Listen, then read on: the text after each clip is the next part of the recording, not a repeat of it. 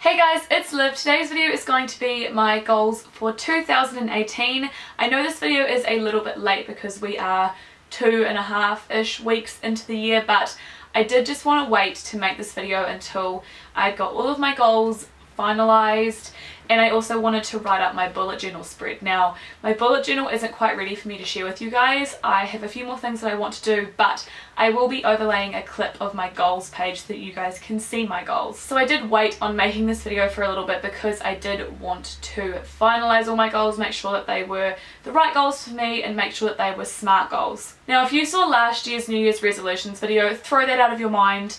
Last year, in terms of my New Year's resolutions, was a complete failure. I set myself too many goals.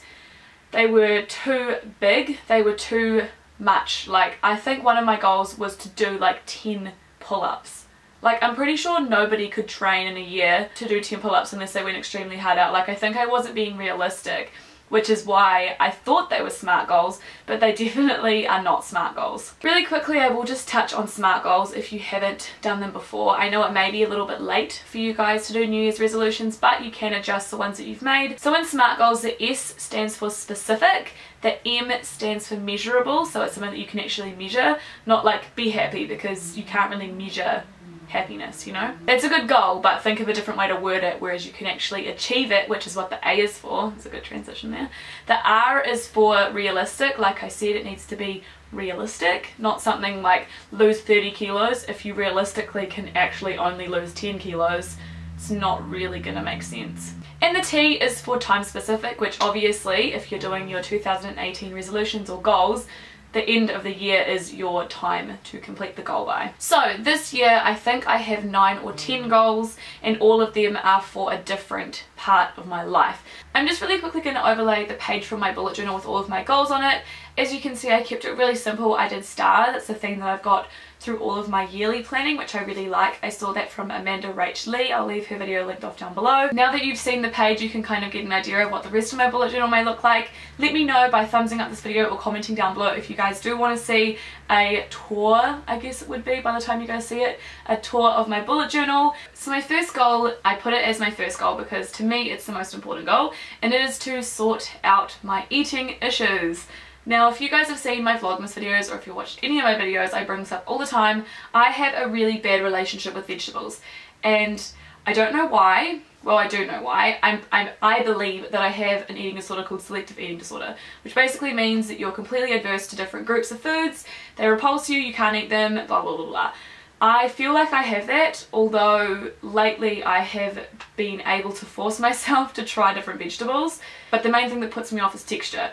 That's beside the point, but my point is that this year I want to sort those out. My goal within a goal is to be able to eat a salad by the end of the year. Now, I know for most of you it sounds like the most ridiculous goal, but for me, I eat like 3 vegetables out of the however many vegetables that there are in the world. I eat 3. And I'm also going to be doing monthly goals. I haven't decided how I'm going to do it, or maybe I'll do quarterly. I'm kind of starting off these goals next week, this week-ish, so I haven't really finished my goal setting yet, but I do want to do things like, for example, for this one I might want to go see a nutritionist, or go see a, what's it called, a hypnotherapist, all sorts of different things. I want to sort of do those throughout the year so that by the end of the year I'm a normal human being and I can eat vegetables. Okay, enough about that goal. Sticking with the food and health theme, I have the year-long, everybody has this every single year, a weight loss goal. Mine is to lose 6 to 8 kilos. So I do want to lose some weight, but that goal kind of is pretty lax. Like, if I only lost 5 kilos but I looked amazing, then I would feel good, but I did want to attach a numerical value to it, because lose weight is not a measurable goal. Because I could lose 100 grams and then I've met my goal, you know what I mean? My next goal is a monetary goal, and it is to save $2,500 for a house. Now, that is going to be like the smallest dent on a house deposit in the Auckland market, but alas, it is a goal nonetheless. I am terrible at saving money. I go on trips, I buy big things, I am so bad at saving. But last year, near the end of the year, I decided that I wanted to save some money for a house deposit. Now, this next goal is one that I had last year, and I unfortunately did not complete it. Last year the goal was visit my grandparents weekly. Because I am so busy, I have changed it to visit my grandparents fortnightly. They were such a huge part of my life, they are such a huge part of my life, so I need to make the effort to see them more regularly. I'm going to go and see them hopefully tomorrow for morning tea, so it's really, really important to me to make time to fit them into my life, because they were there for me all of those years. The next one is a goal that should be easy, but that being said, I did have this as a goal last year and I didn't complete it, and it is to go to 2 different places in New Zealand, like 2 new places. That is going to be super easy because I've been barely anywhere in New Zealand. I would really like to go to Tauranga this year because I've never been to Tauranga, can you guys believe that? And I don't know where else. Somewhere else new. I've never been to the East Coast. I've never been to like Gisborne and stuff. So maybe I'll go there this year. Who knows? But I do want to go on some road trips. This next one is a relationship goal with my boyfriend Corbu. You guys would have seen him on my weekly vlogs, and if you haven't, I will leave my weekly vlog playlist linked off down below as always, and I'll also put his YouTube channel down there. But the goal is for us to do date nights fortnightly, because since moving in together, we don't really spend as much time like one-on-one doing stuff. Like, we do stuff together obviously, but we have a roommate and we do a lot of stuff together as a flat, and it's really, really great, don't get me wrong, but it was a whole year of adjusting to living together and stuff like that, and we kind of like lost the date night or the date day kind of mentality, so I want to get back to that this year, and he agrees. So yeah, we went on a date, or a brunch date, last weekend, so next weekend I want to take him out somewhere nice for brunch, because that's my last weekend of freedom before I go back to school. So yeah, this next goal is very achievable, especially if I keep up with my weekly vlogs. If I keep up with my weekly vlogs, it's like guaranteed that I'm going to make this, but it is to upload 50 YouTube videos, because some years I'm really good at uploading, some years I'm not. Most years I'm not, let's be real, but I want this year.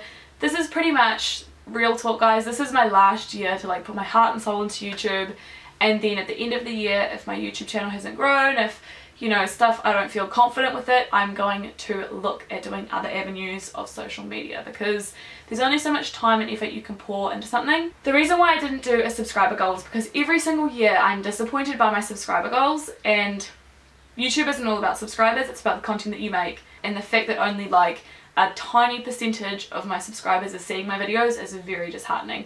So that's why I didn't put a subscriber goal or a view goal. I put a goal that I can control, which is how many videos that I upload. This next goal is a goal that I've had for a few months now, and I am ready to get into it, and it is to start streaming on Twitch and reach 250 followers. Now, 250 followers might be a really, really hard goal. It might be a really, really easy goal. I don't actually know because I haven't started streaming, but it is my goal to get my stream up and running very, very, very, very, very shortly. And my final goal is another goal that I had last year, but I unfortunately physically couldn't do, and that is to donate blood.